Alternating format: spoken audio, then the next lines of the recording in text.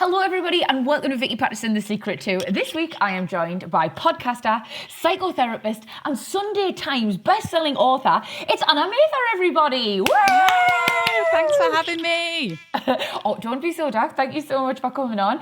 When my producer was like, we've had an approach for Mathur, I was like, yes, I follow her. I think she's amazing. Let's get her on. The feeling is mutual. Especially, I'm here for all the hormone chat, to be honest, Vicky, and the rage chat. I talk a lot about rage. Well, you're talking to the right person, mate. I feel chat. The rage, the anxiety, it's all here.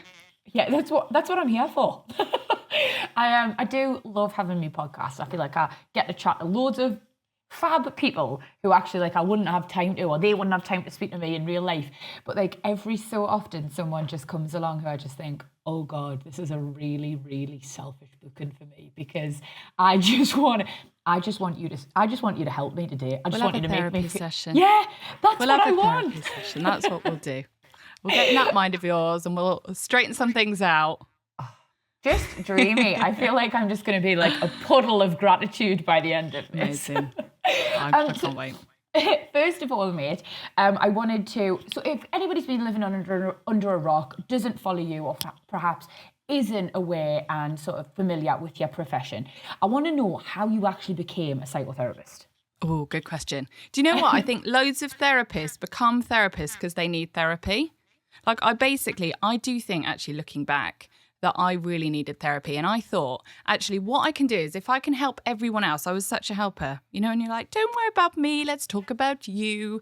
And it was a way for me to do that for life, really. I thought, I'm going to become a therapist. So, yeah, I thought, if I become a therapist, I can help everyone else. And I never kind of have to deal with my own stuff. Yeah. And actually, one of the things was to become a therapist, you had to have a therapist. And I thought, right, so I went along, I found a therapist, the cheapest one around.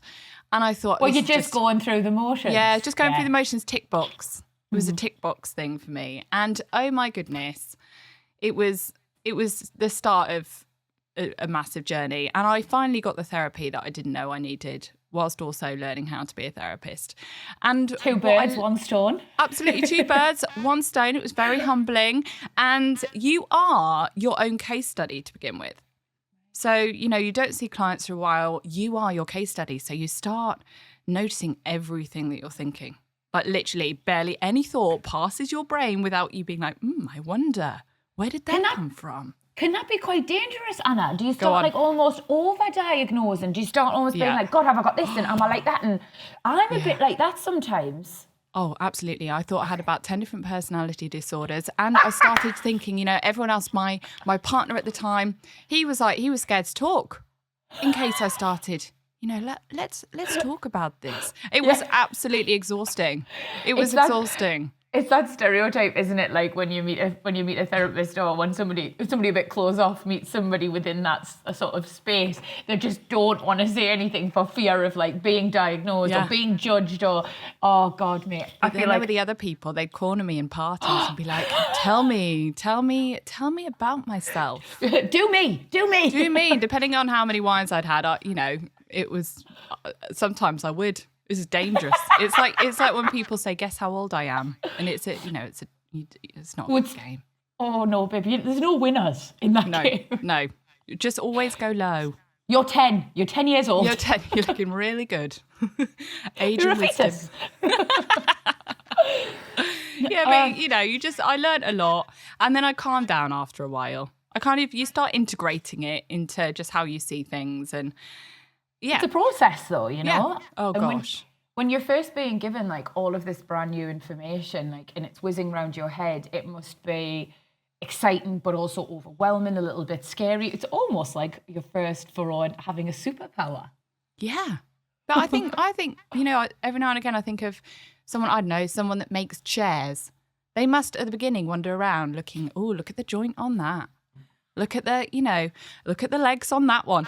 And I think... That's the most obscure example I could ever think of. Look at the legs on that. Oh dear, there were many other examples I could have chosen. Lovely bit of rattan on the back there. Oh, look at that weaving. Look at that weave. And I think you are just so hyper aware to begin with. But fortunately, over the last 12 years of being a therapist, it has kind of toned down. And I scare, people are more able to talk around me without feeling like I'm about to analyse them. I haven't got the energy to do it all the time.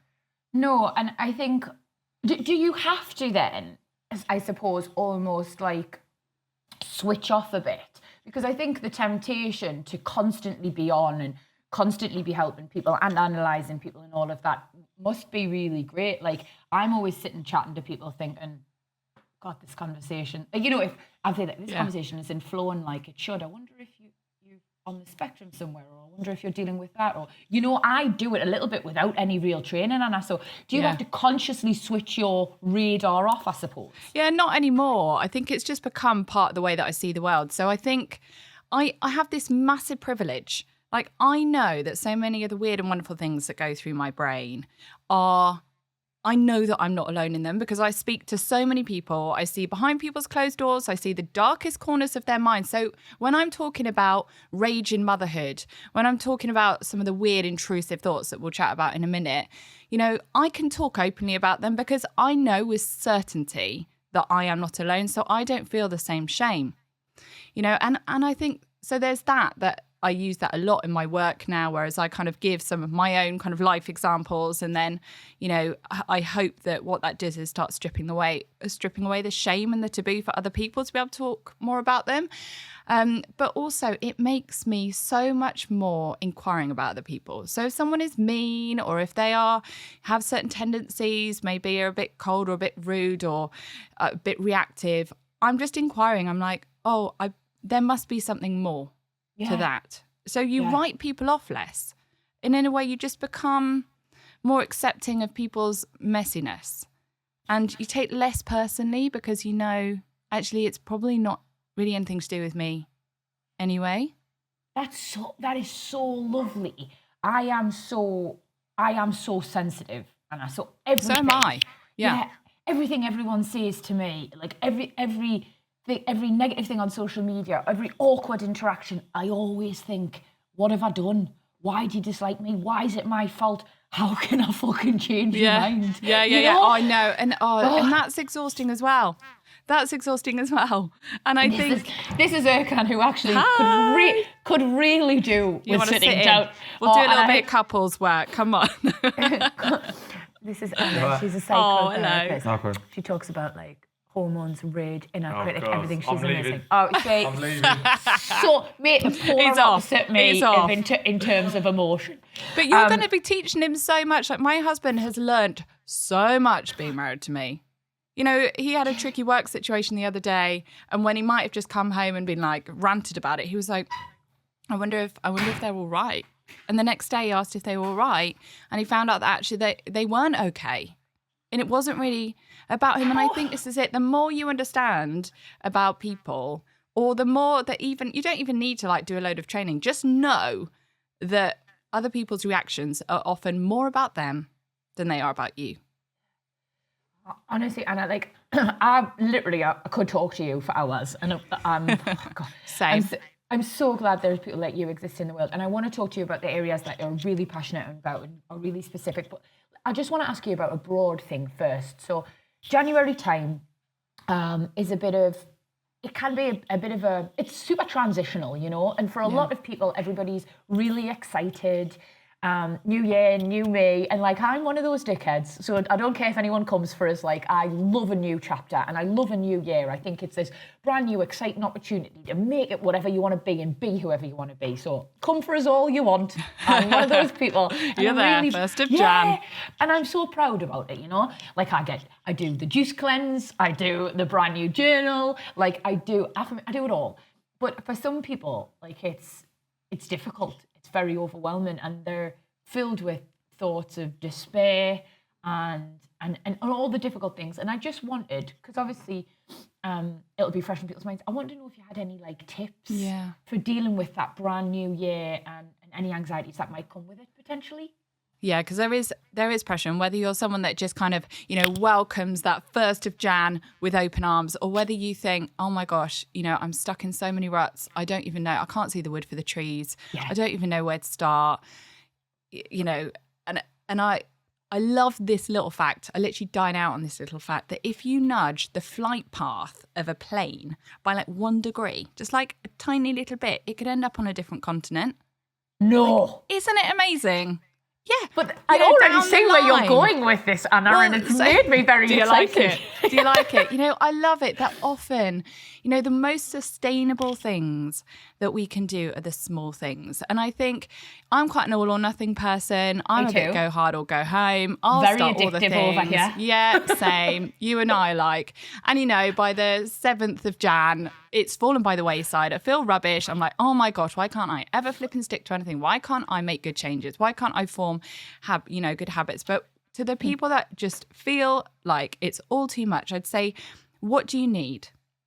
Where do you want to be? What's going to be good for you? And it might be that actually I'm someone, I really struggle to talk to people. I've got mates, but they don't really know who I am. I feel really disconnected and lonely. So what's that kind of 1 degree that you can nudge that flight path of that plane, so that this time next year, you're going to actually have kind of more deeper relationships in which you can feel you can be yourself more and in, feel and it might understood and so it might just be that you set yourself a little intention that the next time a certain person asks if you're all right, instead of going, I'm all good, thanks, like the normal knee-jerk reaction, you just give one tiny little bit of insight, and it might be that I'm having a bit of a rough day, and you see how they respond. And then next time perhaps you can nudge that a little bit further out by saying a little bit more as you start to feel safer. So instead of just being like, I'm just going to tell everyone everything so that I don't feel as lonely and disconnected, what's that tiny little 1 degree that you can nudge that plane so that down the line, you're going to be in a different place? And it might be exercise. Instead of just, signing up to some wild plan, falling down at the first hurdle, what if you just think, right, 5 minutes? 5 minutes a day, I'm going to move in a way that I need to. It might be going out for a walk around the block. It might be stretching on the floor in front of the TV. Like how can you break it down? Make it small. And that's it. It's all about like baby steps, isn't it? Like these great big leaps that probably people like myself and yourself take. Like there is huge chance that it's just going to fail. We take these, it's too much all at once. But those tiny little steps that feel sustainable, that don't feel like, you're going to the ends of the earth, that's what will build consistency. Yeah, and it will get you somewhere. It will get you somewhere. It will. Yeah. Right, okay then. So I'm going to selfishly, my thing, and I think I'm realising this more and more as I get older, and I'm seeing more and more of me fucking mother in Anna. I really am. And that's not bad. She's absolutely fabulous. Wow. And I love so many things about my mum, but even, the slightly less desirable traits, I'm like, oh, there's Carol. There she is. Oh, she's popped out. There's me. Yeah, Carol's really showing today, Vicky. And one of the things I always remember when I was growing up is my mum would like storm around the house and scream that like nobody was helping her and the house was a tip and she couldn't do it all. And then when we'd offer, and it was, as a teenager or even it was probably an empty offer, but nonetheless it was an offer. No, I can do it myself. Yeah. And I have gradually over time become that woman. I storm around the house like saying that there's not enough hours in the day and I can't get through everything I need to get through with my job and the dog and the house and life admin, blah, blah. But then I refuse to ask for help. And even when I'm offered, empty offer or not from Ercan, I snap that I don't need his help and I know he wouldn't do it right anyway.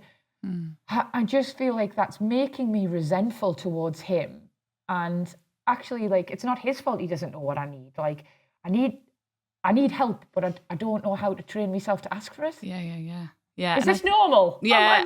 Oh my gosh. Yes, absolutely. And I think, a couple of tips for that is that sounds like a moment of overwhelm, right? Where something has been the straw that broke the camel's back. There will be something that triggered that. Something so seemingly insignificant as well. I know, something so small, but it just shows how much you were holding beforehand. And if we can kind of zoom back a little bit and think of all of those different things that you were juggling. Perhaps there were needs of your own that you were ignoring in pursuit of getting everything done.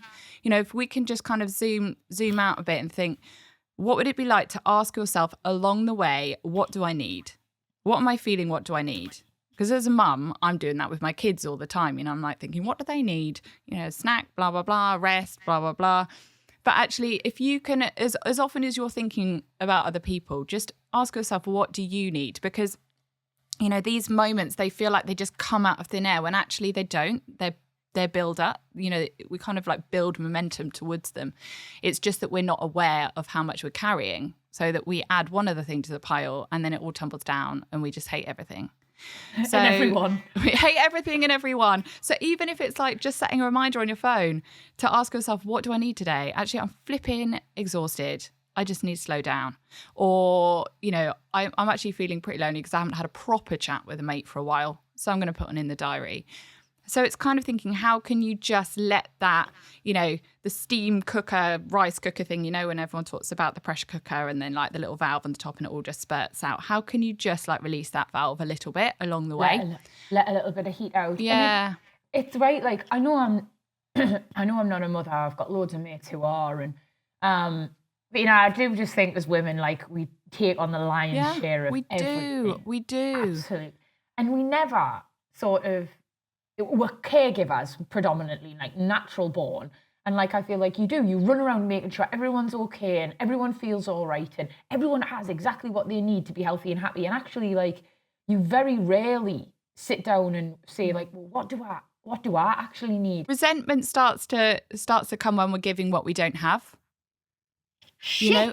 Yeah. When you're giving and giving beyond the limits of your resources. And, you know, imagine like picking up so many balls that you literally don't have any more space in your arms. And then you're taking more and more and more. And then, of course, you're going to drop everything. And it'll be one tiny little marble that gets put on top of the big pile of balls. And then they're gone. One puny little marble. One tiny little marble on the big pile of balls. And then they're gone. And also the other thing to challenge is, you know, how much of your identity has been on what you do and how much of it you do. For other people or just in general? Yeah, for other people. And for, you know, and those external things, like how much of is it a challenge of your identity and your deservingness to be loved and have good things if someone says, let me help you out?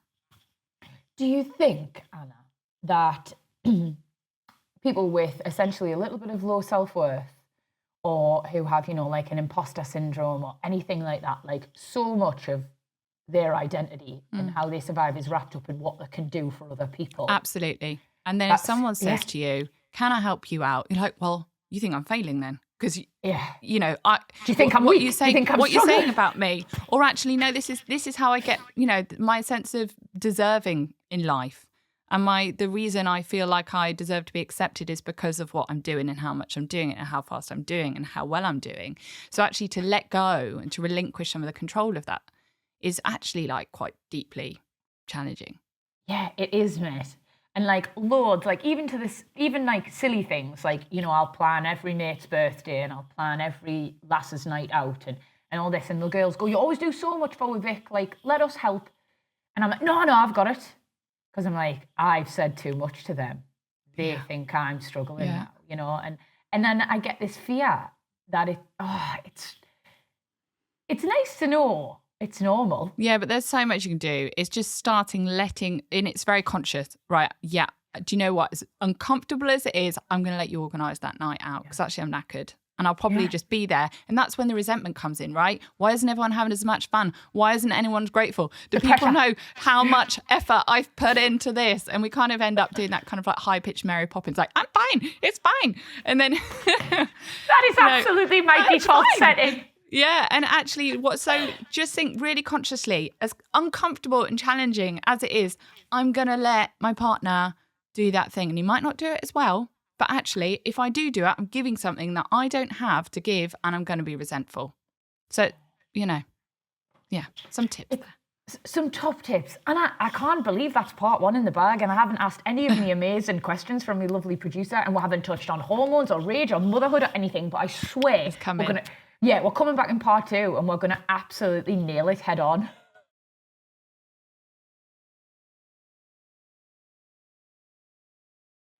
Hello, everybody, and welcome back to part 2 of Vicky, Pattison, The Secret 2 with the gorgeous Anna Mathur, who I have selfishly, I feel like, just monopolised in some sort of little therapy session for the first anytime. But no, I'm aware we have tons of gorgeous listeners who probably aren't, who might be going through some of the same things as me, but would like to feel like we're discussing more broader topics. So I wanted to go straight in, mate, and talk about your book. You have 3, actually. Congratulations, yeah. successful Busy Bee.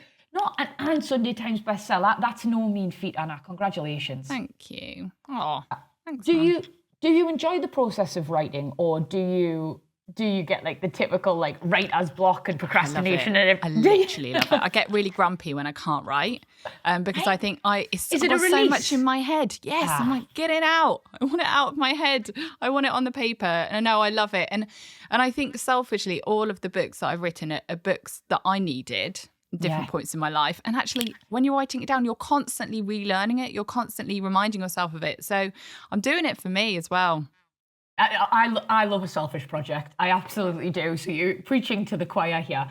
I remember when I was writing my book, The Secret of Happy, and it was an offshoot of this podcast. It was based, on the things I've learned from speaking to lovely people like yourself, from my life coach, from my therapists, from just life experiences, and actually things I totally thought I had processed and dealt with in a healthy way. I discovered I'd completely just compartmentalized, Yeah. And as I was writing, I was sobbing with me ghostwriter, and she was like, "Is everything okay?" I was like, "Well, no, I just thought I was over this, and quite clearly, like, I still need to do some work." So I found it really cathartic, mate. Did you experience any of those moments? Oh my gosh. And actually the first one is called Mind Over Mother, and it's about anxiety. Yeah. And I think, as I was writing, I was thinking of some of the scenarios that actually I have so much more clarity on now. Like some of the thoughts that I had, some of the intrusive thoughts, and I think we're going to touch on that in a minute, just around like dropping my baby down the stairs, crashing my car on purpose, all of these random thoughts I was having. I was like, I judged myself so harshly for. I was so ashamed. I was like, oh my gosh, what kind of mum am I? What kind of person am I? And I look back now, and now I understand those thoughts so much more. I have so much more compassion for that version of me that was, just like, I cannot talk to anyone about this. What will they say about me? What will they say about my profession? What will they say about my ability to be a mum? So, as I was writing, I just remember the shame, and it's so different to the compassion that I have now. And I think that's why I'm so passionate about telling people about some of these thoughts that we have and what they mean and what we can do about them, and how they're not really a statement of who we are as a person and how deserving we are of the good things in our lives and support. And so it was pretty emotional. And it is going to be emotional, mate, because what I love about you is how you don't just preach at people. You don't just tell people what you've read in a book. You discuss all of these topics: intrusive thoughts, anxiety, like issues around motherhood, from your own experience. Yeah. And I think, like, for me, that's honestly the best way to not feel sympathy, but to feel that someone's giving you empathy. Someone understands, they've walked in your shoes. And I think that's what makes you special. Oh, thank you. And I think it goes back to that thing of knowing how not alone I am in this, that that gives me the confidence to talk about my own wild, wonderful, strange brain. Because I'm not ashamed of it, and I understand it a bit more than I used to. And then we can find compassion for ourselves and that's understanding. What we need. Yeah. Oh gosh, we need a lot of that, don't we? Yeah. It's mad that you bring up the intrusive thoughts, babe, because literally last night I was on Instagram, fucking shock. Just having a little scroll. Yeah, was in a bad mood with myself. I'd had a long, hard day. I'd felt like I'd done it all. So I was just doom scrolling just to make myself worse, to see all of the perfect houses and fucking kids in matching pajamas when I can't even do a wash. Anyway, that's me own little dark thoughts. I saw a TikTok, and it was this woman, and she was like holding her baby and playing with her and having like a lovely time. And it was like me playing with my happy, healthy 2-year-old. And then she was like, and then the intrusive thoughts hit. What if something happens and I can't do CPR? What if I have a car crash? What if I die? And I read those and was initially super shocked. Was like, oh God, this poor woman.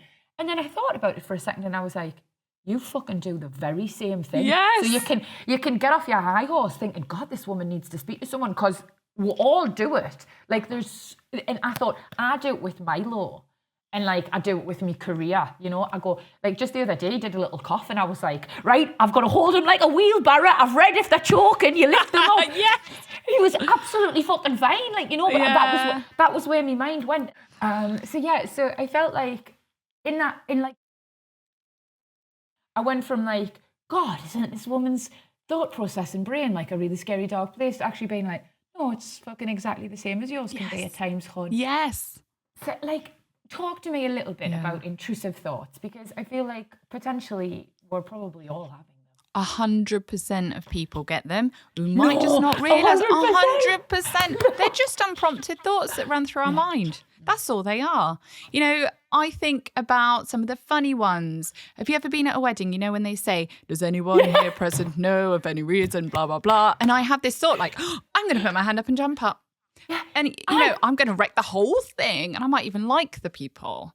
You know, and that's an intrusive thought. Yeah. You know, we have a lot of gift shops down here in Godalming where I live, and I often have the thought of like just pushing over like whole stacks of like mugs and stands of cards and just like someone. It's the what would happen if, right? Well, and it's like this kind of like naughty urge that I get. Not the kind of naughty urge my husband wishes I have a lot more often. But, you know, and it's like I see someone with some really long hair and I'm like, I'm just going to go and pull that like a church bell, like yank. And I used to have it in London, and I'd have these thoughts of like, I don't know, like just getting someone's like briefcase and like throwing it on the train tracks and just seeing what happened. So we all identify with these thoughts, right? We all identify with, I have them every night. I say night to my kids. I snuggle in my bed and I'm like, I'm going to wake up and everyone will be dead. You know? And it's just a moment. I totally know. Yeah, so we all have them. They become challenging when we start kind of giving power to them. So, for example, I used to have them driving, right? And I didn't drive very often. I avoided driving for 10 years because of intrusive thoughts. I'd imagine that I was going to swerve my wheel, cause a pileup on purpose. And I was so scared of these thoughts that I literally avoided driving. I knew you were going to say that. Yeah. Yeah? I can see that, babe. And I can see why you'd think that was the solution to that as well. I would get myself in that place as well. Yeah. But this is where the challenge comes, is when we give them so much power that we start changing what we're doing. You know, I've lost sleep because of an intrusive thought. And it affects the quality of our life, doesn't it? Yeah. Oh my gosh. The other night, my husband, he'd gone out for a like Christmas thing. He didn't, you know, I think he'd lost battery on his phone. But I didn't just think, oh, he's lost battery on his phone. I was like, he's dead. So then I was lying in bed thinking, how am I going to plan a funeral? How am I going to tell my kids? How am I going to afford the mortgage? And then he strolls in at like 2:00 in the morning, right? And I'm like wide awake, full of adrenaline, being like, you're back then. And he's like, so you're not dead. Oh, you're not? I thought you'd be asleep. And I'm like, I'm not. I've literally lived through the worst scenario. And, you know, our bodies do not know what's real and happening or imagined. So our bodies have to respond to that. Whatever our brain tells them to fucking get ready for. That's terrifying. Because if we think absolutely terrifying. You know, so this is why we have often we have this anxious response in our body. We feel the adrenaline, the cortisol. We can't relax. We can't be present. You know, because our minds are going all over the shop, and our bodies, they're filling with adrenaline because it thinks we're going to have to act. Our life, you know, a massive curveball has hit. Our life is changing. So once we understand these thoughts, that everyone gets them, why they happen, and what we can do about them, we can literally buy ourselves back like less high blood pressure, more sleep, more like ease in life, and more, you know, more headspace. We all need that. And like, I feel like you could have been talking about me, and then when you were speaking, and I swore I wasn't going to do this, and I was going to talk about more broad things, but I have these intrusive thoughts, and it's to the point where I will, if my hair and makeup artists, like my team, arrive in the morning and I'm running a bit late, you know, whatever, I had a morning, and I go, I'll quickly run in the shower, I'll be 2 minutes. I'll run back downstairs and grab my phone and go, I need to have me put one of my shows on in the shower just so the dark thoughts don't come in. And I put on a show that I'm familiar with, something that calms us, you know, whether it's like Friends or Brooklyn Nine-Nine, like some silly American sitcom that I've watched a million times, because something about the familiarity soothes us. Yeah. It stops the thoughts that we've just been talking about coming into my head and taking over, like, me day. And I thought it was just me. And I call them me dark thoughts. No, that's what I say. everyone has them. Everyone has them. And I can talk about the why, and then I'll tell you some tips, right? Please do. Generally, they're there to keep us safe, right? So say I'm driving down the road, because I drive all the time now. Now I know what these thoughts are. Now I know that I'm not going to cause a multi-car pile up on the motorway every time I get on there. I can drive because I know what they are, and I still get them. I trust myself that I'm not going to act on them. So generally those thoughts are there to keep us safe. So imagine you're driving down the road, you see a kid on a scooter along the path, like, weaving along. Your intrusive thought comes of them wobbling off the pavement, right? And you hitting them. So what do? You slow down. So that intrusive thought is served a purpose there, right? Yeah. It's you've done something to keep everyone safe. It's shown you what could happen. And so it's useful. But what often happens is that we get pretty creative. Our brains start telling stories. We take that thought, we turn it into like, from this like 2D thing into like this full Technicolor 4D experience theatre. Yeah. And that's where it starts getting messy, right? That's where you're like, I'm never going to drive next. Yeah, I'm never going to drive next to a kid on a scooter. In fact, I'm just never going to drive, because what if I do something wrong? So it's our minds playing with risk and responsibility. And it happens often even more around things that mean a lot to us. Right? So as you were saying, like your job, the dog. Yeah, exactly. It's because we feel vulnerable when we love things. We are. You know? And it's so interesting to hear, Anna, that actually the seed of those intrusive thoughts is built in something, in something that's actually meant to protect us, meant to keep us safe, meant to make us do the right thing. It's amazing that these thoughts are, the seed of them is something that is actually... I say sane. I hope that's, something that... Do you know what I'm trying to say? Yeah, it had a purpose. Most likely, it had a purpose. And I think that's it, isn't it? It's known that actually, if you rewind back, for example, my husband, like his phone being off, me then thinking that he was dead, it might have actually been, I'm just going to check that he's on the right train.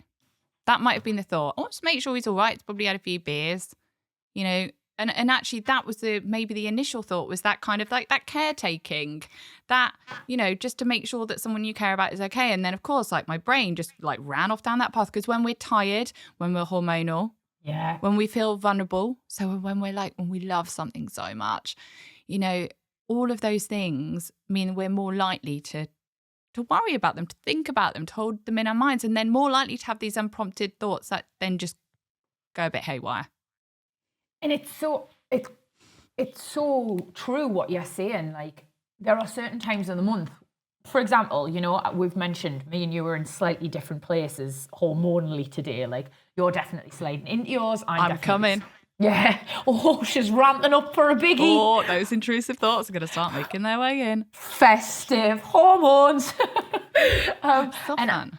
I am on the other side of that, just coming out. So when those intrusive thoughts creep into my head today, I'll be able to say, not today, Satan. And I will. Not today. Yeah. Not today, Satan. I'm not going down that road. I'm not creating that story. No. No, not a storm in a teacup in my little head today. Like, I'm booked and busy and bitches got things to do.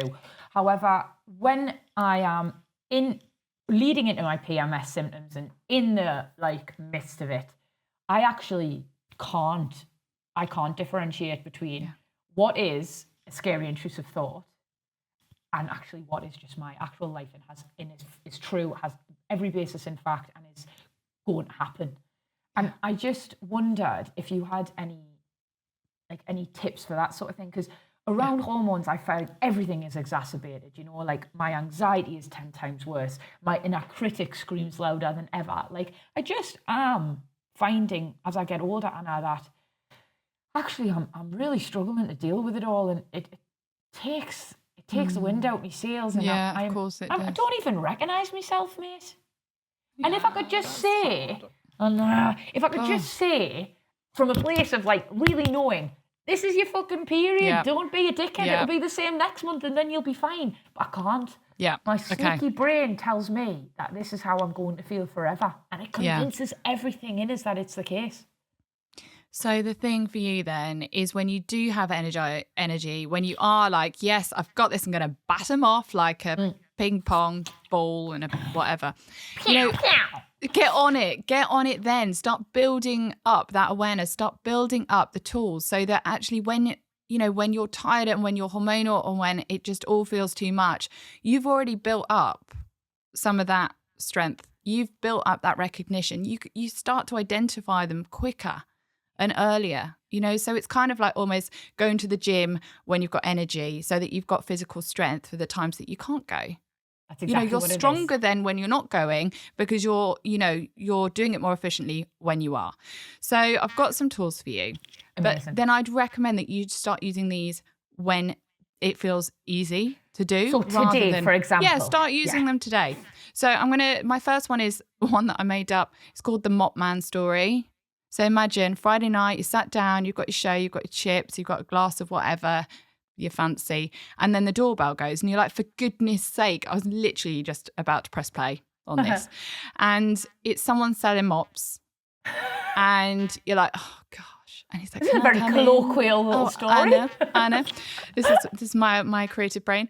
And he's like, I want to come in and tell you about my Super Splash G20. And you're like, okay, come on in. And he comes in, makes himself at home on your sofa. Yeah. He's nicking your chips. Oh no. He's like, well, yeah, I'm watching this. I'll sit here and watch this with you. And before you know it, he's literally in your house like a third member, another member of your family.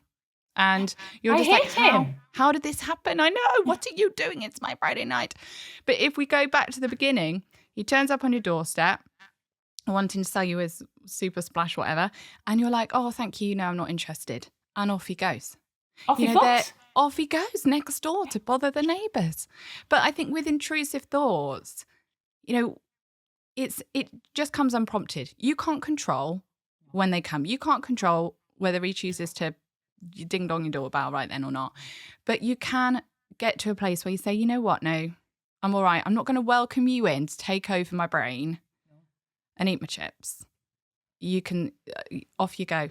And we can start to, once we recognize that these thoughts are just thoughts, they're not statements of who you are or how sane you are or how much you love or care for the things in life that you love and care for. They're like passing traffic that you can just watch. So kind of you can take a step back almost in your brain and watch them happening so it's like the difference between watching traffic go by your house and then getting in one of the cars, going along for the ride.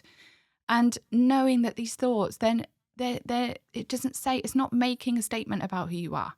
It's not saying you're bad, you're mad.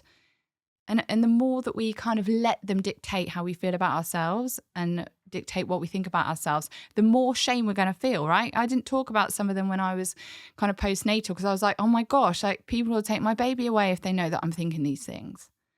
When actually, when we start to understand that they're just thoughts, they're our mind playing with risk and responsibility and power and vulnerability, they're not us.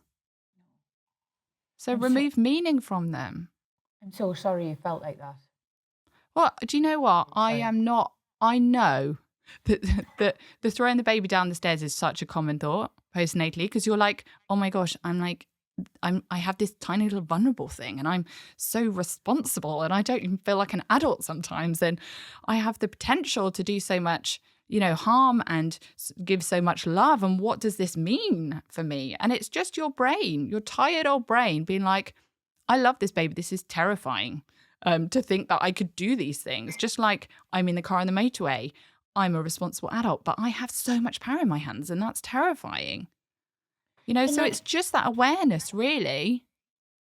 And do you know what, mate? It's so interesting that you talk about, I love, by the way, that you talk so much about motherhood, that journey, and the things that potentially a lot of people see as like taboo. Yeah. I talk about my sister and her journey a lot because she wanted a baby, loads. Laura is like a natural mother and she's got her little girl now. Maybe will be 3. Very soon. But actually, because her route to motherhood was not like linear, and there was some ups and downs, as there is for so many people, when she finally got her like blessing of this baby girl, she felt like she was not allowed to complain about anything. Yeah. Yeah. And you know, like there was, like if she said anything like, oh, I'm struggling or I'm down or I don't know if I can cope, it was almost like ungrateful. Yeah. And I think a lot of women feel like that, you know, and that's where this like taboo about talking about your mental health, your struggles, whatever it is, when you're pregnant, when you're having a baby, when you're in motherhood, it almost exists, right? Yeah. Yeah, because you're like, how does this, I think in our minds we have like these archetypes of different position, different situations. So we're like, the mum is always loving and always calm and always patient and always giving. And actually, we will always have the full spectrum of human emotion. Like, it's just it's the power that we give each emotion. It's, actually a feeling is just a feeling. It's just a human response to what is going on in front of you at any time. It's not a dictator of how grateful you are or how privileged you recognize that you are or how in love that you are. It's just a thought. It's just you. It's just a response. And it's normal. And loads of people are going through it and we shouldn't be ashamed. Yeah. And if I would always say, like, if sometimes trauma, so sometimes the stuff that we go through. So I went through the loss of my sister when I was a child and she died when she was 6. And so for me, I have a lot of my intrusive thoughts around my kids getting cancer. So because I've been through that, I recognize that my brain is like, yeah, but it might happen because it did before.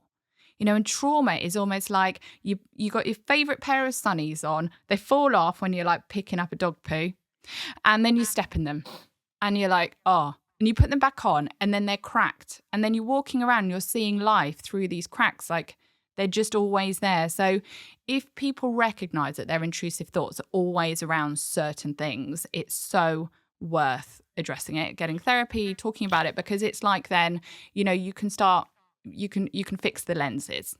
Wow. So that's worth knowing as well. So they're normal. We can address them. We can like disempower them. We can get more headspace from them. But if they're like really disturbing and really upsetting you and really reoccurring, get some support. Yeah. Do you know that is, you've painted the perfect mental image there. And I for a long time, my cracked lenses were all around becoming an alcoholic. Yeah. Being me dad's daughter. Because I growing up, obviously his illness provided me and my family with an awful lot of trauma. Yeah. And it went completely it was compartmentalized, absolutely. It went unprocessed. We didn't deal with it in a healthy way. We were typically working class. We just fucking got our head down. Yeah, keep on keeping on. Yeah, didn't talk about it. Don't attract attention to yourself. Don't tell anyone. It was one of them. We can cope with this. We can deal with this as a family. And then as an adult, that was until very recently, until I got a lot of therapy, until I did a documentary, until I actually actively allowed myself to verbalize those really terrifying thoughts that I just thought I was going to end up like my dad. That was always what I saw, mate. Yeah, of course you did. Cry. Of course you did, my love. And I think this is it. The more we understand why we have these thoughts. So sorry, Anna, I didn't expect that. Oh, I'm a therapist. Tears are actually, tears are really good. Tears are a release. And the more we understand, the more compassion we can have for ourselves. The you that had to keep calm and carry on when there was so much going on. Finally, some of those thoughts that were so shrouded in shame and fear. This is the power of speaking them out, where other people can say, hey, those thoughts were a human response to what you've been through. Of course you're terrified of that. Of course you are, because of the meaning that it had for you. So this is so important. And the documentary that you did, it's a message to everyone out there that if you are feeling like your brain is holding you hostage, like there is so much more for you. Yeah. God, Anna, I really love you so much. Oh, I love you too. I love your openness and honesty is doing this for other people. Oh, so, man. Oh, it is. know. It is. It is. Um, It is. I think like a bit of a common theme about everything we've sort of discussed is that sometimes people do find it really difficult to like work out. They know they're struggling, or they know like the quality of life is not as great as it should be because of certain elements of their mental health, but they don't know how to reach out to get help to sort of kickstart fixing the problem and having a happier, healthy life, which everyone deserves. And I think like us as friends, as family, as mothers, as sisters, whatever it is, we kind of have like a bit of a responsibility, not only to allow ourselves to have this great, happy, healthy life, but to help somebody else who potentially you can see is really having a difficult time. And how I just want to know, in your opinion, how you would approach someone like a friend or a family member who you think is struggling in the best possible way, like the most kind, compassionate way, so they feel safe that they can actually discuss these things.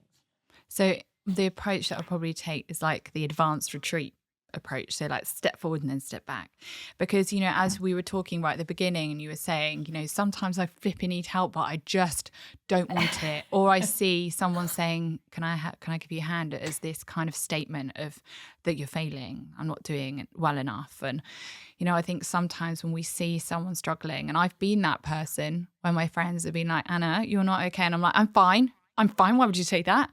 And I, you know, something I often think about for me, sometimes the biggest looking like I had it together was a defense against falling apart, because you're not ready to fall apart. Sometimes you need to feel safe to fall apart. You might need to be at the right place to fall apart. And so what I would say is just let your friend know, hey, I'm here for you. I can see you're struggling. You might not want to talk about it right now, but I'm here. And then carry on talking about normal things. And then just every now and again, just be consistent, just be there, just check in, even if they don't reply to you. Because sometimes people just really take a step back, don't they? They kind of go off grid when they're really struggling. But just, you know, just be there every day, even if it's just you're talking some inane rubbish about something that's going on in the news, anything, whatever, just to touch base with them so that they're not the ones that are having to reach out. They know that you're there on the sidelines. You know, you're standing on the sidelines waiting. So as soon as they go, you know what, actually, I'm flipping it all right, you're there. It's just a bit of consistency with those check-ins, isn't it? Yeah. And knowing that you don't have to keep asking them if they're all right. Just be there in just a check-in way. Send them a GIF. Send them a meme. Send them, you know, just every now and again, let them know that you're still on the sidelines. You're still standing there. So, you know, They don't have to reach too far and search too hard to find someone, because they know you're there. But know that also sometimes accepting that you need help is a massive thing. It's a massive place to get to. And that only they can get to that place. I know, and it can be the most painful thing, watching someone knowing that they need help, but they're not able to accept it yet. And he'll absolutely kill us for saying this because it's his story, not mine. But like, I feel like sometimes Erkan, he's from this like amazing family, but they're like Turkish Cypriot strong men, you know, like 4 big boys, and his dad's so proud of them, and quite rightly so. They're all lovely lads. They're kind of taking enough for you, but sometimes like I can see the cogs are turning, and he's acting in a way that's not him. He's not happy. He's not addressing stuff. But I can't seem to help him. Do you know what I mean? It's hard. It's so hard. I think a few things, like as you're learning this stuff, as you're becoming more, you know, just aware of just accepting the different emotions that you're having and doing those little things that support you, kind of nudging that flight path of that plane, he will be watching. He will be learning. And as you feel safer expressing where you're at, he's learning that as well. And I think another thing is that men often like to talk alongside. So whereas us women, like, we'll sit opposite each other on the sofa, like a massive like herbal tea or whatever, and we'll have a proper chat. Okay. Like my husband is more likely to talk to a bloke when they're doing something. So like playing golf or like, you know, I don't know, whatever it is. So make sure that he's doing those things and like encourage him to do those things, because with his male mates. Yeah. Do that alongside stuff, because he might not want to sit there and have a chinwag on the sofa and like bear all. But as With a you face become mask more, on. well, a face mask on, a little bit of cucumber. As you start getting a little bit more comfortable in that, he will feel more at ease. And yeah, encouraging him to do stuff alongside others is one. And just, it could just be like you have a little rule, feeling need. That every day on the sofa watching TV, you're like, right, what do you feel right now? What do you need right now? You know what? I feel knackered and I need to sit here. You know what? I feel stressed from work and I just need to scream or whatever it might be, just to start putting language in a really simple and accessible way where you don't have to deep dive into the deep dark depths, but it's just starting just to label things. What do you need? What do you feel? What do you need? I need a cup of tea and I feel like I need a hug. I feel like I'm really opening myself up for I need a lot of blowjobs, which is absolutely not going to be the way this game is going to go. But it's a dangerous game. I will set out some very strict parameters and rules before we start, but I'm really hoping that helps. And I feel like for someone even like Erkan, who's not the most emotionally aware and forthcoming with these feelings, even that is kind of like, I think you'll be able to. I think that won't be too much of a stretch, and we'll be definitely able to start getting somewhere where our communication's a bit better. And I feel like I'm helping them because I do worry sometimes, like lads just don't have that support structure that women kind of naturally have. Yeah, you're so right. There's a lot of disconnection between men, and yeah, you're absolutely right. So hopefully that little tiny accessible tip where he will start to realize that you're not going to eke it all out of him, that it's all right for him, it's enough for him to say that he's stressed, because that's just that nudge of the flight path of the plane. Let's just start with the labeling the feelings and then leaving it at that and seeing where it takes us down the line. Anna, it's just been such a incredible pleasure talking to you today. And I know I've taken a load away from this episode, and I'm sure so many of my listeners will as well. I just want to say, if anybody has been listening to this and thinks, God, she's amazing, I want to hear more. I can't, unfortunately, have Anna as a guest on my pod every week as much as I would like, but she has her own, it's called The Therapy Edit, and it's absolutely brilliant, so make sure you're listening to that. She's also got a brand new book out, haven't you? Yeah, well, so that was out in May. It's called The Little Book of Calm for New Mums, and it's just like a book with a list of emotions, and then you just pick whatever you're feeling. It has got intrusive thoughts on there. It's got rage as well, hormonal. Love a bit of hormone rage. Oh, absolutely. Let's just lump it all together, the intrusive hormonal rage emotion. I would buy so that you just book pick as whatever. well. Yeah, you just pick whatever emotion you're feeling, flip to the page, and there's some kind of, stuff that we've been chatting about, some insight, some compassion, because we all need more of that. We do. We need it in bucket loads. From others, from ourselves. Everywhere. Just like confetti. Yeah. Before I let you go, here at Vicky, Pattison, The Secret too, we always ask our gorgeous guests to give our lovely listeners a secret too, a pearl of wisdom, if you will. And I feel really greedy because you've already given so many already. But I would like I'd like your secret to be very broad, so everybody can take something from it. So I would like to know your secret to happiness. Oh, okay. So often we jump to the worst case scenario, don't we? Or we walk into a room and we're like, people are thinking this, or I've just done this bit of work and now everyone's going to be thinking this. And it's just that critical, isn't it? It's always kind of weighted towards the mean, the critical, the worst case scenario. So if we're good at telling stories that are bad, how can we encourage ourselves to tell a story to counteract that and say that it was good? So say I walk into a room, I'm thinking, oh my gosh, everyone's just looked at me funny. Like, what is it about me that everyone's looking at me funny? Just think, what might the positive be? Oh, someone looked as if, they were pleased to see me. Maybe they were just thinking nothing at all. Maybe it's quite a neutral thought. Or if I'm thinking, I'm never going to make this journey because I'm going to cause a pile up on the motorway and everyone's going to die. What about just that positive story of being, I'm going to make it there. I'm going to have a great time. I'm going to have a lovely time catching up with my mate. And then I'll get home again. So if we can tell the terrible stories and the critical stories, start just introducing an alternative, a good or even just a boring, mundane, most likely scenario to counteract that. So in the same sense where you wake up in the morning and for a lot of people, myself included, it's a real struggle to convince myself that the day is going to be okay, that nobody's going to get hurt. I'm not going to lose my job on the house and everything else and, all those other ones. Wake up and change your own narrative. Like try and tell yourself some, even just drip feed yourself smaller, little more positive facts. So it's just bringing it in. So it's just like turning a light on in a dark room. You know, you're not telling yourself that's a load of rubbish. That's never going to happen. Why are you always thinking this? You're just like, oh my gosh, it's going to be a terrible day. And you're like, or it could also be really boring and uneventful. Or it could also be maybe something good's going to happen today. So you're just kind of bringing it alongside so that it's not the only narrative that's there. Yeah? It's opening your brain up to some positive possibilities, isn't it? Yeah. Giving yourself a little dose of a happy hormone. Yeah, if you're going to be creative in the bad, just, you know, just stretch your brain and get creative in the good as well. Oh, Anna, thank you so much for taking the time to talk to us today. You've been brilliant. Thank you for having me. I need you on mine next.